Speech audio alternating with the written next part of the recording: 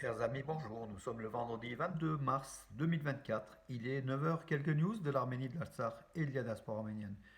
Cet après-midi à 17 heures, heure française, 20 heures à Yerevan, un match amical de l'équipe nationale d'Arménie qui reçoit le Kosovo, la formation du Kosovo au stade républicain d'Erevan. Un match amical mais qui sera difficile, le Kosovo étant une formation assez forte pour l'Arménie, on verra. L'Arménie devrait logiquement s'imposer, mais c'est un adversaire de poids.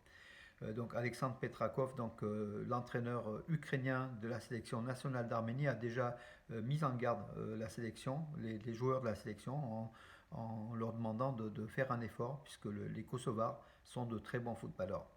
Le Kosovo qui nous fait penser beaucoup à l'Artsakh. L'Europe a donné le Kosovo qui a tranché sur la Serbie pour donner aux Albanais du Kosovo. En fait, c'est un État bis de l'Albanie, le Kosovo, alors que l'Artsakh, l'Europe n'a pas voulu, l'Europe, surtout l'OTAN, les États-Unis, n'ont pas voulu de l'Artsakh détaché donc de l'Azerbaïdjan et donner à l'Arménie. Voilà, entre le Kosovo et l'Artsakh, il y a une parallèle qui est intime et au pour le Kosovo, on donne des droits pour les Albanais du Kosovo et les Arméniens de l'Artsakh, on ne l'a pas donné. Voilà le monde tel qu'il est aujourd'hui, un monde injuste, bien évidemment, où les lois internationales sont, comment dirais-je, transgressées, sont utilisées sont utilisées selon les besoins du moment. Pour les Arméniens, c'est non. Pour les Kosovars, c'est oui. Enfin bon, revenons au match. Donc voilà, ça sera le 250e match de la sélection nationale d'Arménie depuis ses débuts en 1992, c'était contre la Moldavie. Il y a eu, je crois, 1-1. Le premier résultat de l'équipe nationale d'Arménie. Aujourd'hui, on espère donc pour ce match amical que l'Arménie gagne. Et puis dans 3 jours, ça sera donc ça sera le 26 pardon. Ça sera un match contre la République tchèque, toujours un match amical, toujours au stade républicain d'Erevan. Voilà donc l'information sportive. Puis, puisqu'on est dans le sport, Arsène Zakharian, donc l'arméno-russe, hier était donc au sein de la sélection nationale de Russie pour sa 7e ou 8e sélection entre Russie-Serbie, match amical 4-0. Arsène Zakharian a été l'auteur d'une passe décisive, le 4e but de la sélection nationale de Russie, voilà, qui a fait le choix pour la Russie, contrairement à Spetzian, Edouard Spetzian, qui est au sein de l'équipe nationale d'Arménie. Donc Arsène Zakharian joue sous les couleurs de la Russie. Oui, Levon Aronian, l'Arménien comment dirais-je, qui était le porte-drapeau de l'équipe nationale d'Arménie des échecs, qui a gagné trois Olympiades des échecs sous les couleurs de l'Arménie et qui est passé sous les couleurs des États-Unis il y a de cela 2-3 ans.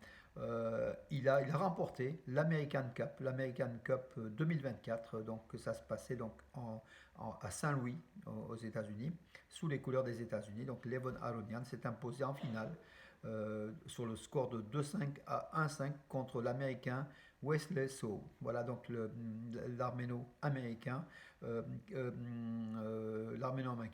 Aronian voilà qui se fait signaler tout simplement.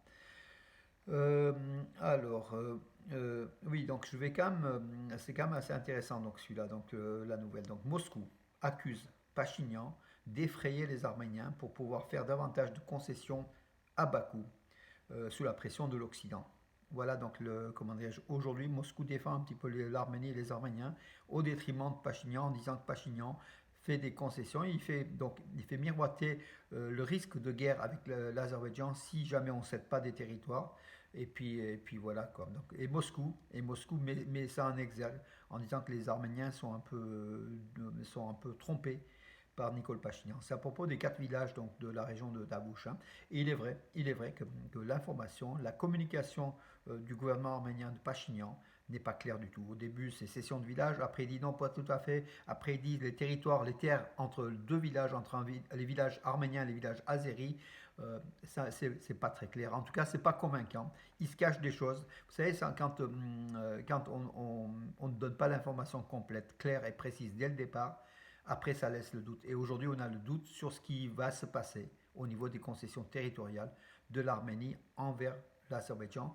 Le gouvernement Pachinian a une idée mais ne veut pas révéler ou révèle au compte-gouttes pour ne pas effrayer, pour ne pas faire une révolution du peuple cette fois-ci. Hein, parce qu'en fait, le peuple est à bout, le peuple arménien, avec toutes les concessions qu'il y a eu entre l'Artsakh et puis les 200 km² de territoire occupé, maintenant des villages, donc des villages que l'Azerbaïdjan réclame. Euh, voilà, donc il y a une fin à tout. Et il est vrai que comment dire, les citoyens d'Arménie commencent déjà à être à bout de patience et à bout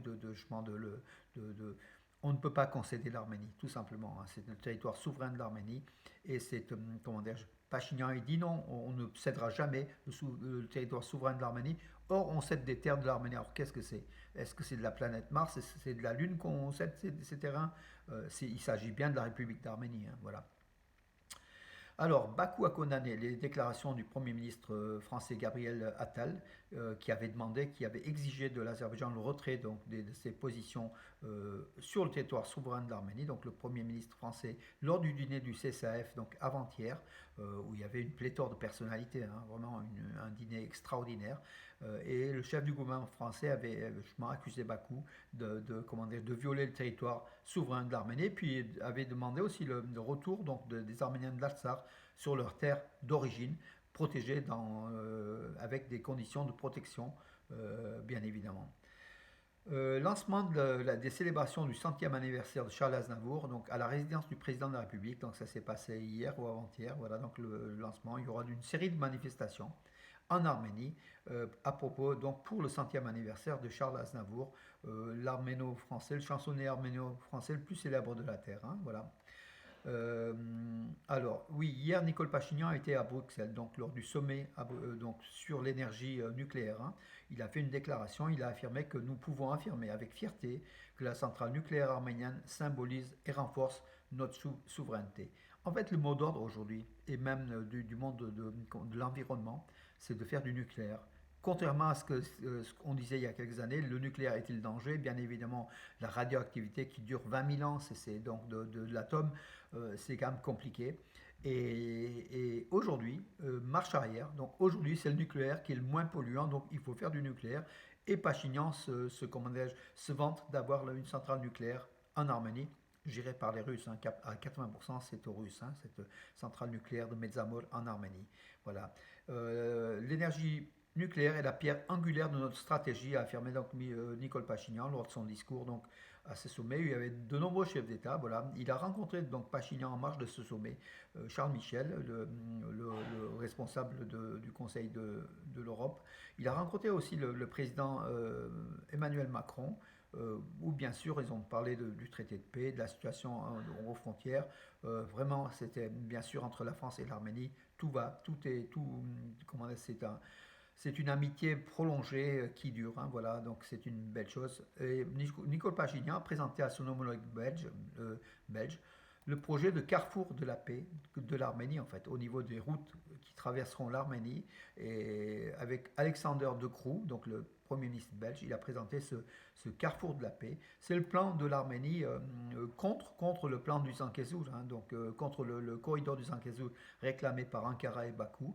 L'Arménie propose le carrefour de la paix, qui est aujourd'hui de plus en plus retenu par les chancelleries étrangères. Hein. Donc voilà, donc du coup, l'Arménie fait sa campagne aussi pour dire non au corridor de Zangezur, oui au carrefour de la paix. Le Premier ministre arménien a rencontré toujours hier à Bruxelles le vice-premier ministre chinois et il a souligné les deux hommes ont souligné la mise en œuvre conjointe comment dirais-je, de contrats pour augmenter le volume des échanges entre l'Arménie et la Chine. Voilà, la Chine qui est assez présente en Arménie et qui est présente dans le monde, hein, d'ailleurs. Les conséquences possibles de l'abandon du système de paiement MIR en Arménie, donc l'Arménie va abandonner les cartes de crédit russes, hein, les MIR, qui est l'une des cartes les plus utilisées par les touristes, par les Russes, par les Arméniens aussi de Russie, et pour les transactions commerciales. Donc l'Arménie, sous pression de sanctions américaines, va interdire donc, à partir donc, du 30 mars l'utilisation des cartes MIR en Arménie. Il n'y a une banque russe, VTB Armenia, qui va continuer à distribuer des fonds avec les cartes MIR. Donc on risque d'avoir comment dirais-je, une crise économique, hein, même une baisse économique du fait de ces cartes, de l'interdiction de ces cartes. Les Russes étant l'un des, comment dire, les éléments moteurs de l'économie arménienne. Donc voilà, donc aussi les conséquences peuvent être terribles pour l'Arménie, mais l'Arménie n'a pas le choix. Donc voilà, l'Arménie est obligée de suivre. Sinon, des sanctions américaines seraient encore plus dures que cela, mais c'est au détriment toujours de l'Arménie. Voilà, et les États-Unis ne comprennent pas la situation de l'Arménie, qui est une situation un peu paradoxale. On est pro-occidental, on est pro-américain, pro-Europe, mais avec la Russie, on compose le commerce, on compose 60% du flux commercial de l'Arménie se réalise avec la Russie et puis les pays de l'Union euroasienne, en fait, voilà, avec la Russie, Kazakhstan, le Bélarus, tous ces pays-là. Et c'est compliqué pour l'Arménie de se retirer de ce périmètre-là, puisque l'Arménie n'est pas encore membre de la communauté économique européenne. Voilà. Les manifestations de la francophonie ont officiellement débarré en Arménie et dureront 2 mois. 2 mois, 800 manifestations, énormes hein, donc, là, en Arménie. Donc ça a démarré, voilà, entre à la maison de musique de chambre Komidas, ça a été fait donc avec Baruz Ovanessian, le vice-ministre arménien des Affaires étrangères, était a lancé cela. Il était accompagné de d'autres ministres hein, aussi, hein, voilà, et puis de représentants du monde de la culture. 800 événements donc, qui vont prendre en Arménie, donc qui vont se développer pour l'Arménie, qui est un pays, comme vous le savez, du périmètre de la francophonie, même si l'anglais est la première, enfin le russe, l'anglais, le français arrive en troisième, enfin, ou en quatrième position si on compte l'arménien, avec 200 000 à peu près arméniens, citoyens arméniens qui parlent ou comprennent le français. Voilà, mais en tout cas, que la francophonie puisse se développer, en tout cas pour nous, on peut comment dire, qu'être content, heureux. Nous, notre pays, c'est aussi la France, et on aime la présence de la France en Arménie. Si c'est profitable à l'Arménie, bien évidemment, et c'est le cas pour la francophonie, la France profite à l'Arménie, et l'Arménie profite à la France aussi, puisqu'au Sud-Caucase, la France sait qu'elle a un pays ami, où elle peut mettre le pied pour s'appuyer, pour essayer comment dirais-je, pour faire rayonner sa présence au Sud-Caucase, dans cette région-là où la France était l'absente, en fait, voilà, qui commence à progressivement prendre sa place. Voilà mes amis pour aujourd'hui. Je vous donne rendez-vous à demain et bonne journée.